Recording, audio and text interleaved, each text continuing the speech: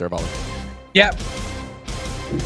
We are closing in the final strokes of a long-awaited deal that is more than 12 hours in the making, but our number one guy is off the board. It's getting done. Mikko Rantanen to the Dallas Stars in exchange for Logan Stankoven, a 2026 first-round pick, and a 2027 first-round pick, plus a couple smaller pieces as well in the deal. Look, waiting official confirmation, but those are the details. An 8-year extension in place for Mikko Rantanen in order to make it happen. Man, so much to digest here. This has been a fascinating 5 weeks to think that the Carolina Hurricanes traded Marty Necas, Jack Drury, and a second-round pick and got back Logan Stankoven and 2 first-round picks. We'll have to do the calculus on is Carolina better in the end, but I can tell you for sure that the Dallas Stars are much better in the end to have Mikko Rantanen in the fold with other Finns, pardon the pun, across the finish line, so to speak. And they are, I think, the Cup favorite in the West with this deal getting done. A team that has gotten to the Cup final, has gotten to multiple conference finals, now having this piece in play, an absolute horse for the Dallas Stars. So it took a while, but this is the framework of the deal that has been long awaited. So, man, cross off Mikko Rantanen, one of the best players, top 15 player in the world, traded twice in a span of 5 weeks. It has been something. Wow. Yeah, Stankoven 2 first. Thank you very much, Frank. We finally got the confirmed details on that. It is Mikko Rantanen with an 8-year extension in place, and that is obviously a massive part of this. Is Dallas ain't just getting a guy for one run. They are adding an absolute difference maker to their forward group. So with that price in mind, let's get to our boys Carter Hutton and Matt Barnaby for some initial analysis on this one.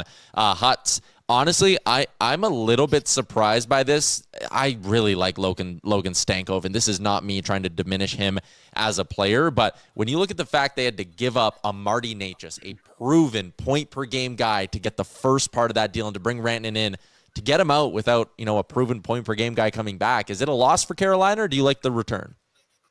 I do like the return. I guess time will tell what those first turn out to be and who they become, right? Again, I just think it's another one where Carolina's a bit handcuffed in this season, right? I think now it's just prolonged winning for them come, playoff time, especially with no scoring punch. But I love this, like Frank said, I love this for Dallas, especially when you look at the West, right? Like, I still consider Winnipeg one of those teams that doesn't really have like the star power that we see when we talk about Dallas, we talk about Vegas, we talk about Edmonton, Colorado, like just some absolute stars. And I think this is something for me. I guess maybe I spent a lot of time in the Central Division, and I really love this play for Jamie Benn, a guy who's coming to this might be his last little shot at it, right? Sagan's going to be back for playoffs. This is going to be an exciting time. I think it adds them depth, gives them some scoring power. And again, I circle back to it. Yes, maybe I'm a bit biased because I am a goalie, but they have Jake Ottinger, right? He's arguably one of the best goalies in the world, and he's proven he can get it done on the playoff stage. He's been great. I think this is a great trade for Dallas. And again, it kind of comes back to that Breezewall mindset, right? Like, these picks are just picks, right? It doesn't mean anything if we can win now. So again, I think they're suited up, and this is going to be an exciting run here, Barnes. I'm not sure your take on it, but for me, I like this trade. I think Carolina, it's just a little bit of a black eye if these picks don't work out later on. And I don't think we'll really know until time plays out here. It worked out for Colorado, right? And I thought everyone was saying, they got robbed when that deal was done. I'm like, Marty Necas is a hell of a player. And now you're going to surround him there. Like, he's a heck of a player. We knew the things between his dad and everything that went on with the organization that he probably would be moved at some point. Black guy for the Carolina Hurricanes. Yeah. For a team that wants to contend for a Stanley Cup and is a very good hockey team, they've got significantly worse. And I'm with you. This isn't about Stankoven coming over, a very good player. But they're a worse team now than they were a month ago. And Frank said, Dallas is the favorite now. Damn right there. They're the favorite. They got the big fish. They got the big guy, and they didn't get him as a rental. They have him locked up long term. I wish I could have got my jersey number 36 million, 96 million. I'm surprised they couldn't get 96 million done in Colorado. Now, I know no state tax helps. This is a home run win. Great goaltending. great skating defense, and so many great offensive players. I can't wait to see Bet365. Hopefully we can get those odds up to where they're going to move from where they were this morning as Stanley Cup favorites. They have already jumped ahead of the rest of the pack. They were in that mush of teams at 7-1.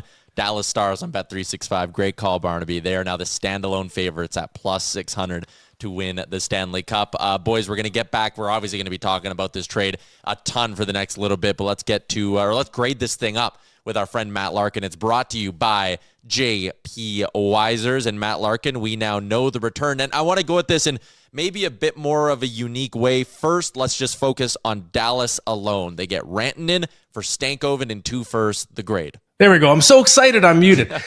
Tyler, it's a resounding A+. And if you look at just a quick stat for you, the top 5 scorers in the NHL over the last 5 years, top 4 scorers actually, Connor McDavid, Leon Draisaitl, Nathan MacKinnon, Mikko Rantanen. 4th in points in the last 5 years. He is a Hall of Fame talent.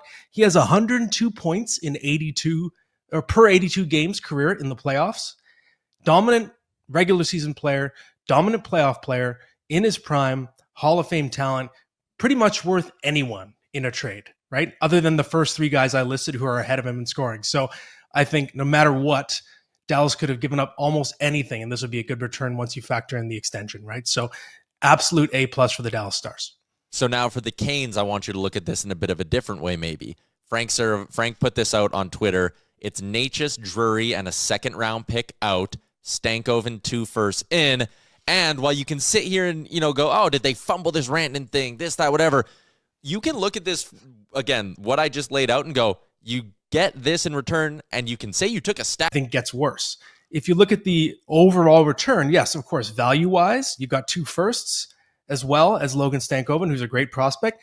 It's fair. So I guess you could say a B- for now, but that is a very fluid grade, and it's going to be very interesting to see what Eric Tulsky pulls off for the rest of today. This is a big day for him in his first full trade deadline as a GM. But I will say, Logan Stankoven coming up out of the Dallas Stars system. I remember the director of amateur scouting, Joe McDonnell, said he's a pit bull.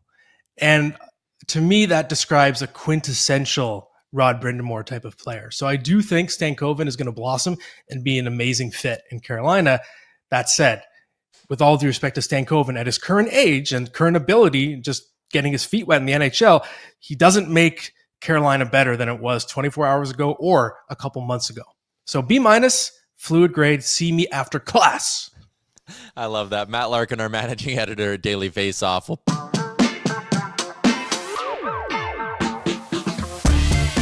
What's up, hockey fans? If you like that video, do not forget to hit the like button and subscribe to the Daily Faceoff YouTube because we have tons of great content, from exclusive interviews on The Sheet with Jeff Merrick to instant analysis and breaking news with our Daily Faceoff insider, Frank Seravalli, on Daily Faceoff Live, to your go-to morning duo, Johnny Lazarus and Colby Cohen on Morning Cup of Hockey.